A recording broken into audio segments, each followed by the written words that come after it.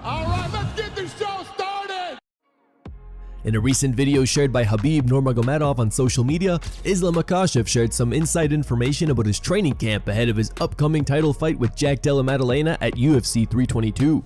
Makhachev discussed how his preparation has changed since moving up to 170 pounds. Ислам, второй вопрос. Как проходит подготовка? Что нового в этой подготовке у тебя? Все было Чем нормально. отличается? Пока ты не приехал 2 дня назад, я начал отличаться. Нормально отвечай.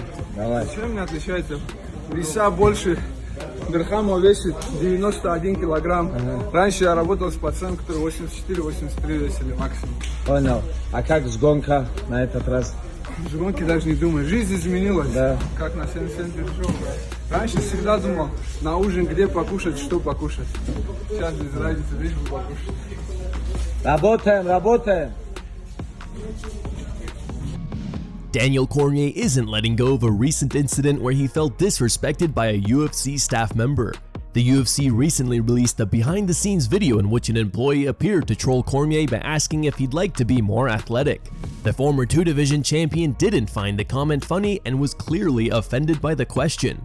During a recent episode of Good Guy Bad Guy with Chael Sonnen, Cormier brought up the situation again, saying the staffer disrespected him and all his accomplishments. He also revealed that what fans didn't see in the video was how badly he lost his temper, admitting he cussed everybody out in the room. I would never take an opportunity from a friend, but I also would have a hard time saying I'm a friend if I had something that I knew he wanted and I didn't give him a chance to get it. That's just me, Daniel. Yeah. So It's a tough spot. He's big, right? So Kane and I's situation was different, right? I was small enough to be able to get to 205. So I went there. Partly because I wasn't D'Elia, right? This guy's a PFL champion and he's done a lot of things in his career. My career started with Cain Velasquez and it ended with Cain Velasquez. There was no me having a career prior to joining the team. I learned everything with him. So for me, it felt impossible to fight him. Granted, I had wrestled people, like you said, but fighting is different because you're trying to end somebody. I mean, for lack of a better word, like you go in there to kill him. And I didn't want to do that with my buddy. And from the first punch that I learned to throw, he was right there showing me, Chael. And that would have been much easier it would have been much easier for him not to do that than do it because I was a heavyweight and an Olympian. The same sport that him and I chose to do as amateurs, I was better at. And when I walked into the room, he still took me under his wing and helped me. He could have said, this guy's gonna be an issue down the line. Why would I help him? But instead he helped me. So that's why I didn't do it. But I don't know what these guys are gonna do, especially if he wins. Anthony Smith has clarified his comments on Tom Aspinall eye poke incident. After UFC 321, Smith and Chael Sonnen both suggested that Aspinall should have continued the fight despite the eye poke, arguing that fighters should be prepared to compete even with one eye.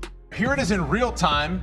I'm not saying it's Tom's fault, and I'm not gonna, pretend that I know how bad it is or isn't. I think Chael made a poetic point that you have to be used to or willing to fight with one eye. I did it in Singapore. You never say I can't see if you want to continue to fight. So when they ask the question, you just nod your head and you just walk away. Like you find a way to get away from the doctor. If you want to fight. Their comments drew significant backlash, and Smith has now clarified his stance on his On Paper podcast. Now, the issue that I have is I think my opinion is being skewed. Like, I would love for someone to go back and find a clip where I said I thought Tom was faking it, because I never said that. I never insinuated that. I never said Tom should have kept fighting regardless of how injured he was. I didn't say that. I would have never said that. The one part that maybe I probably fired up a lot of people was when Brendan Fitzgerald asked me what the narrative was going to be and what I was going to see on Monday. And I said what I thought that the narrative was going to be. And unfortunately, guys, I was right. If you look anywhere other than my comments and my mentions, it's a lot of people saying that. And it's not what I believe. But I know how this game works. Referee Herb Dean has shared new details about how the UFC plans to handle eye pokes moving forward. In a recent interview with Helen Yee, Dean revealed that a meeting is scheduled for November 4th to specifically address the issue. He confirmed that changes are coming, saying there will definitely be something done about eye pokes. He said, "Enough people are fed up with the eye poke situation that something is going to be done. There's going to be a meeting where we go over that. Definitely something's going to happen. Enough people are upset, enough of the right people. Some people have been talking, it's got enough momentum. Early next week, I think there's a conversation happening on the 4th of November. Dean also revealed that some fighters admit after retirement that their fouls were actually intentional. He continued, "There are some good people and they're not doing fouls on purpose. Then there are a lot of guys that say, well, every groin kick that I ever did was intentional." And these are guys, once they've retired, they're telling me, "Oh yeah, that fight when you refereed me, that was intentional when that happened." UFC heavyweight Valter Walker, the brother of Johnny Walker, has voiced his frustration with how Tom Aspinall handled the eye poke incident at UFC 321.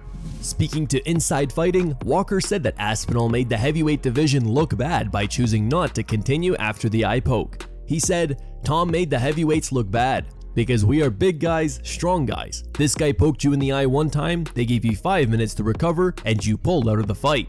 He made us heavyweights look bad. I think we are like gladiators from the new era. You need to give your maximum. I broke my leg and felt something was wrong, but I kept fighting to the finish.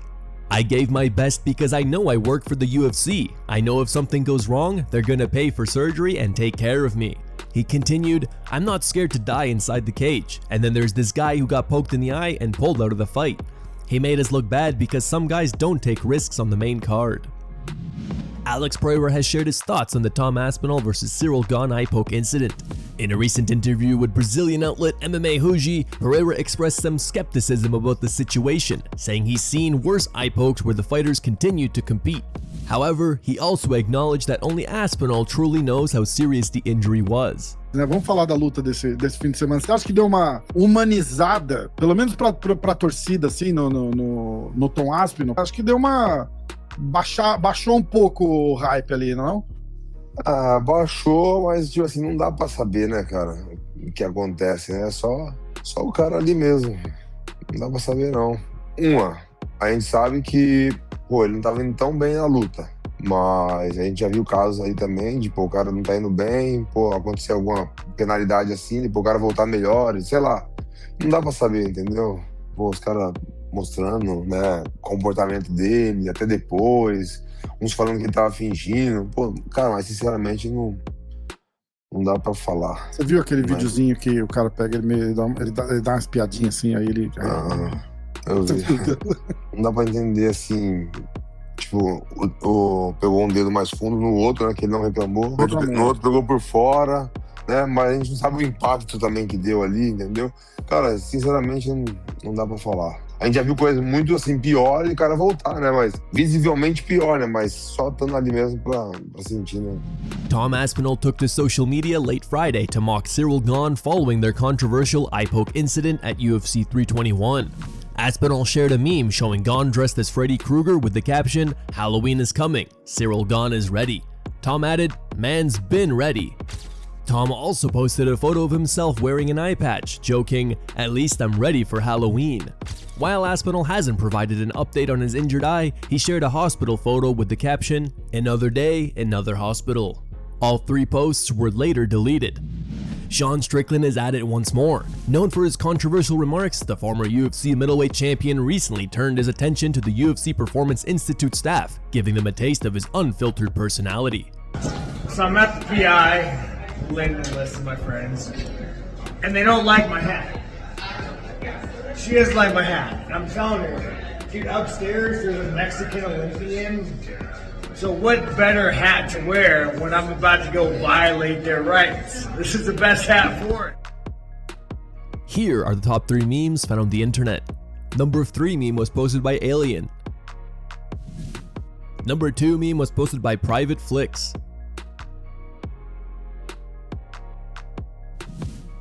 And number 1 meme was posted by Virtual Reference.